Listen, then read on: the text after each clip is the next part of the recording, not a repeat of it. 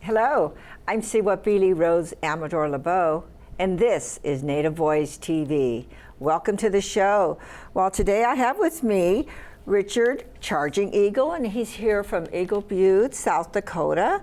And he has so much information, but welcome, Richard, to the show. And he was at Standing Rock from the beginning, and I know a lot of people have asked what's going on there, what happened there. And I asked Richard to let us know everything from the beginning, because we've heard bits and pieces, we've seen things on Facebook, but we didn't know the real story. So again, welcome. And quickly tell us where you're from again, because we probably have a different audience. My name's Richard Charging Eagle. I'm from South Dakota. And I come from a reservation called Cheyenne River Sioux Tribe. The headquarters of that is Eagle Butte, South Dakota. Originally born in a community called Red Scalpel, South Dakota. And that's where I'm from, and I'm here to share some stories if there is. And I want to hear these stories. So tell me, how did it start at Standing Rock? I heard a story, maybe you can clarify this for me. It started with Cheyenne River Sioux teenagers? And is that correct, or? A year ago, April 1st, it all started. The camp was made about first, second, or third. It started with young kids. A whole bunch of young kids got together, and they're worried about the water. And nobody paid attention to these kids up until August. These kids had it's a sacred stone camp that they started. And these kids ran to Washington, D.C. to protest that. And of course, there's adults helping them too about that time. So it started then. It started out to be a very spiritual, cultural things. A lot of things happened there that media never did cover. Maybe they chose not to cover, or maybe sure they that chose was the case. So a lot of things that didn't happen right. But I remember on August 8th. Our tribal chairman called me and my veteran service officer, Robert Dunsmore, and said, get the rest of the troops. You're going to be in the front lines of this protest. So we took our veterans tent and we took all that stuff that we need, and we went up there. But other veterans from different tribes came to help, which was nice. So it started with the veterans going? It started out the veterans. But again, after that, we sat idle for 5 weeks.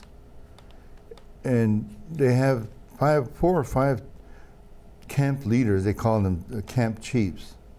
And nothing happened. And all of a sudden, all the elderlies come to our veterans tent and say, we're sitting here 5 weeks not doing nothing.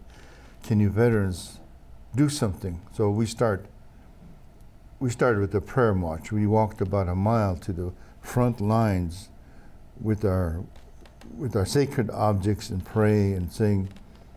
And it did that for 4 weeks. It's supposed to do that every day. But somewhere along the line, we had some non-believers or something, because they wanted to quit doing that. So when they quit doing that, we start falling apart. So we go back over and we do it again, all over and over. And this was during the walk? During the whole walk, everything, the whole bit. And during this period of time, were there more and more people coming? When we first started out, the location is about big as this block here, with 2 veterans tent, and these women marked out with a big yellow ribbon. This is going to be a parking area, and there's some things Indians look for, and we didn't have enough. Place to eat and no bathrooms. Next day, to maybe 4 days later, we have over 400 people come in overnight, throughout the night. and that whole place is taken. And then I thought it was great. Towards third week and fourth week of August, that whole bottom is covered. We said 1,000 people, then somebody said, no, it's 1,200. So we had 368 tribes represented. Wow. And then we had 11 countries that came in, like Australia, Taiwan, China, Japan, even Russia came, Sweden came, and Canada, of course they came. And they didn't come in just a few, they come in herds of them. But it was nice. But North Dakota got angry. All those people that flew into Bismarck, North Dakota, they find out that they're going over there. They were shunned by the community of Bismarck, the city of Bismarck. The people that were, because they were going to, they knew they were going to Standing Rock. They don't want, they're going to Standing Rock, so they don't want to serve them in stores, they don't want to serve them in gas places, they don't want to serve them to buy food. They kind of shunned them. Well, they were getting a lot of business. They did, yeah. If they thought money, about it, they were getting a lot of business, but it didn't happen. So during the time that we had confrontation with, they call it DAPL security. These guys are somebody, we know that some of them are rejects from that black water ops that were kicked out from Afghanistan and Iraq. So we had them, they're the ones that are doing the construction. And I don't know if there's any photos, but I know there's a bulldozer with a 60 caliber machine gun on top of it. And then there's there's a digger, a crane, or had a 60 caliber machine gun on top of his cab with the ammo hanging out. And they were doing all of this, but we were the ones that are bad guys. They get to have weapons. They came in to fight. They came to fight. But when we were ready to fight, they don't want to fight. Because when we came in with 1,000 veterans, remember they put off no digging? So they were afraid, but they were doing it. But we had Labor Day weekend, the DAPL security brought dogs in. One woman got her arm bit, the flesh was bit off. And there's some young kids that got bit, young children got bit. Oh my goodness. So when we rushed up there to get them, they took their, well, they were going to, the wind was coming from the northwest, and the line was right here. All the people, the Indian people are protesting. Here comes the DAPL with the dogs. And they were tossing tear gas. Guess what happened? The reason why spirituality worked is when they were throwing tear gas, wind switched and then went back on them. So those dogs got nervous and they attacked their owners. Yes. So we knew something was good, but somewhere along the line we lost that. Somewhere along the line. But we went back up, we checked. They were, at that time, they were like 9 miles from digging from where we're at. So we took out with kids and horseback. These young kids all ride horseback, paint up their horses. If you never run into a real live Indian with war paint on, you see one, you'd be scared the way they fixed themselves up on horseback. And we took them way out there, and they marked they surveyed it, they marked it, and so what do you want us to do? Take those stakes out. There must have been like 18 horseback riders carrying big wads of yardsticks that they surveyed. And then these fiberglass poles with flags on it. They confiscated they brought them back, and here's some souvenir.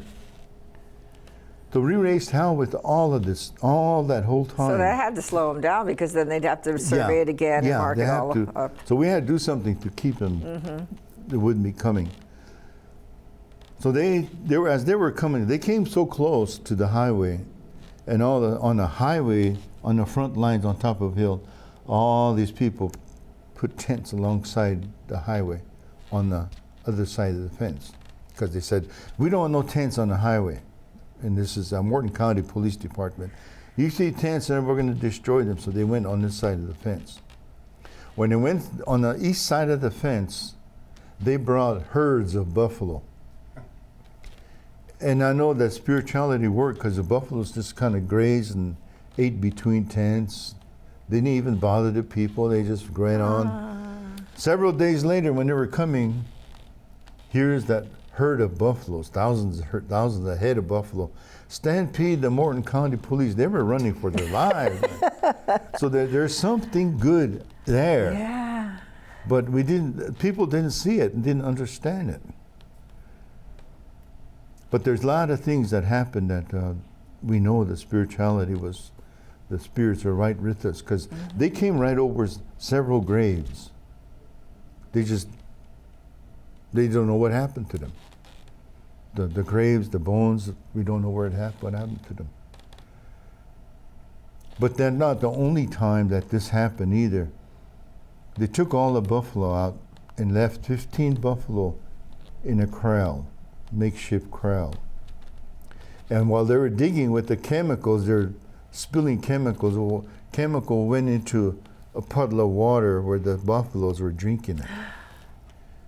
And when the buffaloes drank this water, all 15 died right where they're standing. And that's not the only thing either. They destroyed prairie dogs, the ferrets that were protected. They killed all of them. And did they kill horses too? And then later on, the young kids wanted to race hell with them, so they got on their horses. They painted the horses and themselves up, and they were. By that time, they have ATVs chasing these kids around. I don't know what made them.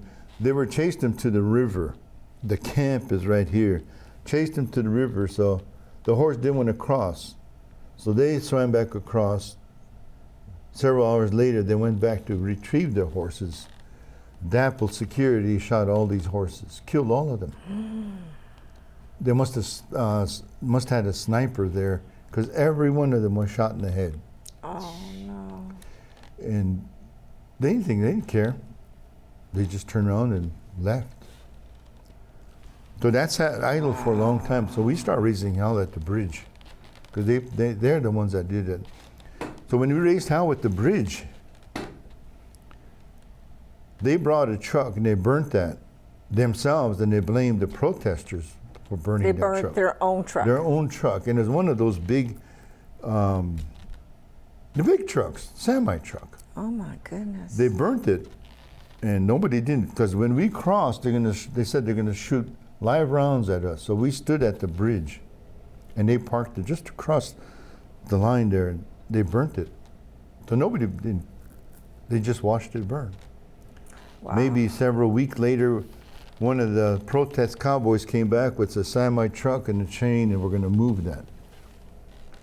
So while we were doing that, Morton County and DAPL security were shooting at us, throwing concussion bombs. When they were doing that, they didn't come close. They were shooting across, and that's illegal. As far as I know, that's illegal. And when you fire these rubber bullets, you're supposed to ricochet them off the ground, and you're supposed to shoot these concussion bombs straight up so it'll explode in midair. But they were shooting direct at us. So while we were hooking up this truck, my veteran service officer was hooking it up. There's one concussion bomb exploded not too far from him. It didn't hurt him. When we hooked it up, this young lady standing over here, the concussion bomb came and landed on her arm, and it exploded. So the other girl, she's a Dene, and she was the security. She went to help, and she got shot right above the eye and lost her eyeball. Oh, terrible. And that's on this side of the line. They weren't on the other side. So we took them all out, and I got shot myself with a rubber bullet too, but that was a distance, because it's just like somebody hit me with a ball. But my tribal chairman also got his cap shot off. Really? Yeah, oh my goodness. But he was there with his woman, and she said, "What it's like to have that tear gas. So we took her out there to experience tear gas and Great. all that liquid coming out her nose and lip was just crying. But all that happened, and these young kids every day they go race out with them, not crossing the bridge. And they had some of those kids chased one of them around, and they came back. They cornered him. They cornered this gentleman with his white truck, and he had a SKS loaded magazine. He fired 2 shots, and they chased him into the river. So he's standing right in the middle of the water, waist deep, and he shot a couple rounds at our veteran officer. So he rushed him and took that. They arrested him. So he dropped a full magazine in the water. So we got that as evidence now. So they can't say that they didn't fire at us. They did. When he took the weapon, it was fired. Oh, my goodness. And when they took him, this gentleman that was from the Fort Berthold Indian Reservation. And he was a nephew to the tribal chairman there. Wow. If you just happen to tune in, you're watching Native Voice TV. I'm talking with Richard Charging Eagle, and he's telling us what happened at Standing Rock, and it's just amazing. I know we heard little bits and pieces, but not in detail like you're telling us. Yes, it's a lot of things. What about happened. the water cannons? Tell me about that. The same night when they shot these 2 girls, while all of us got shot, same night when they took the truck out, they didn't cross the bridge. They didn't cross the line because they had a military concertina wire across, a razor sharp. They didn't go past that. And the Morgan County Police Department and the security for the construction are so scared, they brought a water cannon. It was cold, windy and cold. I would say it must have been like 60, 70 below wind chill. And they used that water they got everybody wet. But there again, somebody was on our side because all those people that got wet never got sick. Isn't that amazing? So when this all took place, they asked the veterans, what can we do? I says, when that group of people give him 3-4 hours, bring him out and bring some more out. Don't let them sleep. Don't let the security or the police department sleep. Keep raising hell. Mm-hmm. Throw snowballs at them. So they did. They made snowballs and they threw at them, and they were complaining because they were throwing snowballs at the police department. They were afraid. Here they're standing with the big rifles. Oh my gosh. So they did that for about 2-3 days, and they played out. And did they also spray chemicals on the people? They sprayed chemicals like they did to where the buffaloes were drinking water. The helicopter came in. There's helicopters flying around, airplanes flying around constantly to, how would you say it? You can't get cell phone. Oh, to scramble the... They scramble the air. Yeah. And when they leave... frequency. Yeah. When they leave, it takes about 20 minutes to get okay. But then you can only still stand one place to take you call. So when they were doing that, a helicopter came on the northwest side along the river, because the river was like this. A big camp is over here, and there's another camp over here, and a sacred stone camp of young kids over here. This helicopter came and sprayed something bluish green all over. So what shall we do? What can we do? It already dropped it. And there's cattle on that side. If it's going to hurt the vegetation, it will. But we never heard nothing about it, so we reported that also. I don't know what happened. And see, none of this never made the news. No, none of it. You didn't hear about the chemicals being spilled. You heard a little bit about the rubber bullets. Yeah. Nothing about the water cannons. But we had professional veterans that came out. We had some Navy SEALs, ex-Navy SEALs came. They had wetsuits. They went underwater. They came out where they walked, digging. they were watching them what they're doing, and they didn't even know what was going on. So while they're scrambling all this air, they know everything that we're doing because they get to listen to it. Oh, yeah. So one day I decided to play with them. So my phone is one of those. Flip phone. My flip phones. My daughters, my son said, that's a dinosaur. But I took it out and I start texting. Anybody in a camp? I said, anybody in a camp have pictures of DAPL, Morton County Sheriff, addresses and pictures. I'm going to make a home visit tonight. And, I put my cell phone number out there. But I got to go home and I slept and I got up and Veteran Service Officer. It was my turn to go up. So I said, all right, and here they called me. When are you going to make a visit to these people? So I'm in Bismarck right now. I just located some houses where the police live. Oh yeah? When are you going to be there? I said, I'm there already. And they wanted to know what I'm going to do with them. We messed with their mind. Because they were listening in. They were listening in. They were, yeah. But it's really something. So what's the status now? The status now, we got about 180, 195 people just moved on top of the hill right now. And majority of those people left and came to Cheyenne River, west end of the reservation, where the Keystone Pipeline is coming right at them. So most of these people left some of their belongings and went to Popular, Montana to help those Indians up there fight the Keystone XL pipeline. And some of our spiritual leaders went up there.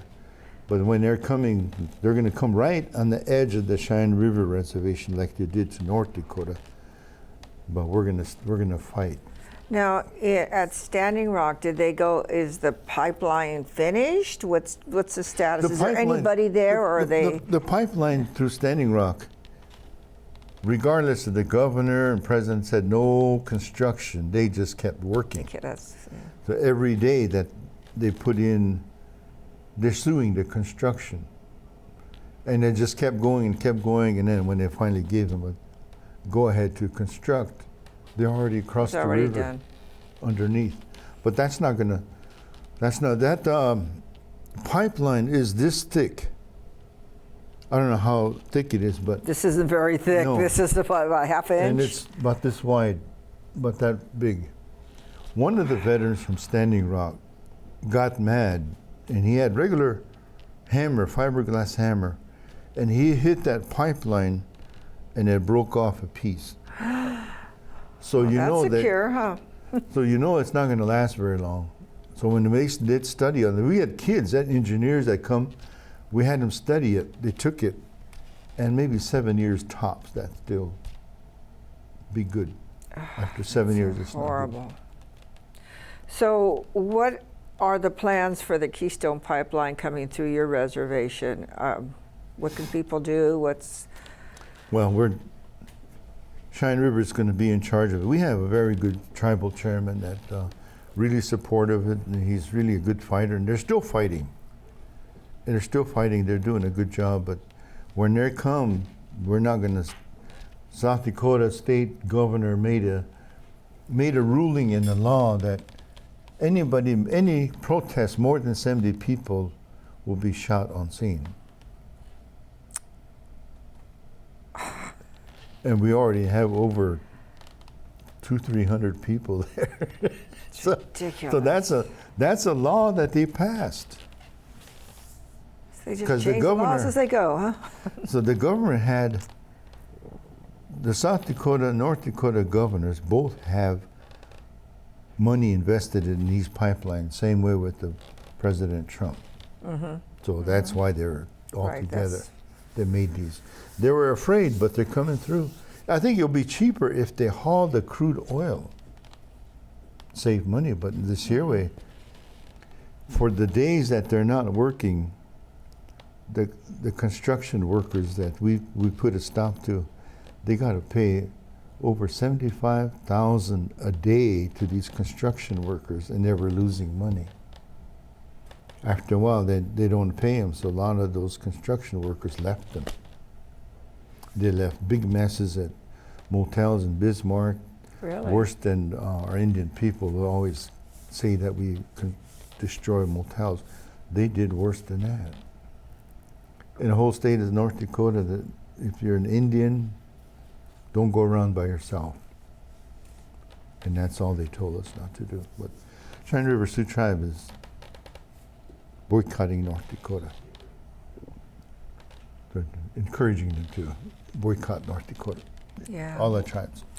Well, thank you for all of this, just a wealth of information, because we didn't get that information out here. People here were supporting Yes. in any way we could, our Board of Supervisors, our City Council, citizens here, everyone supported it, but we never got all the details. We heard bits and pieces. Yeah. And you really filled a lot of those little gaps in. And hopefully next time you come to our area, you can tell us what's going on with the Keystone Pipeline, what people can do to help. And because I'm sure things will be taking place the next few months, years or so. But please keep us posted. But thank you so much for joining us on Native Voice TV. And even people that don't know about wanting to help, our tribal chairman, veterans told him that if they want to help, we're sending money or whatever to the tribal office, so you'll know what to do with it, with the campers, to feed them, keep them. Yeah. So that's the plan that we're doing right now. So our veterans in Cheyenne River are very active in this. Thank you. So. We appreciate everything you've done, and we support you all the way. Thank you for watching us at home. We'll see you next week on Native Voice TV. Good night. Indigenous soul, indigenous soul, indigenous soul, indigenous soul, indigenous soul, indigenous soul.